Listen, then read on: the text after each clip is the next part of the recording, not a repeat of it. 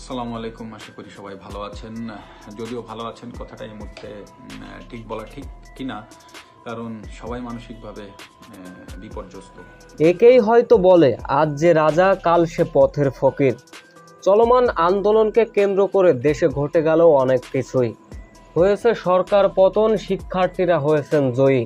তবে কোঠা আন্দোলনকে কেন্দ্র করে কিছুদিন আগে যা ঘটেছিল, সেইখানে এক স্ট্যাটাস বা এক ভিডিও বার্তায় সাকিব আল হাসান এবং মাশরাফি বিন মুর্তজা যদি ছাত্রদের পক্ষ নিয়ে কিছু একটা বলতেন, সত্যের পথেই বা যদি তিনি একটা কিছু বলে দিতেন, তাতে কি এমন হতো?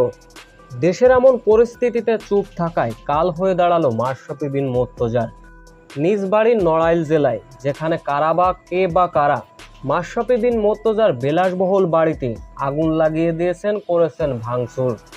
সো ভিউয়ার্স, মাশরাফি বিন মুর্তজার বাড়ি এমনভাবে পুড়িয়ে দেওয়া, ভাঙচুর করা সঠিক হয়েছে কিনা, এ বিষয়ে অবশ্যই আপনাদের মূল্যবান কমেন্টটি করে যাবেন।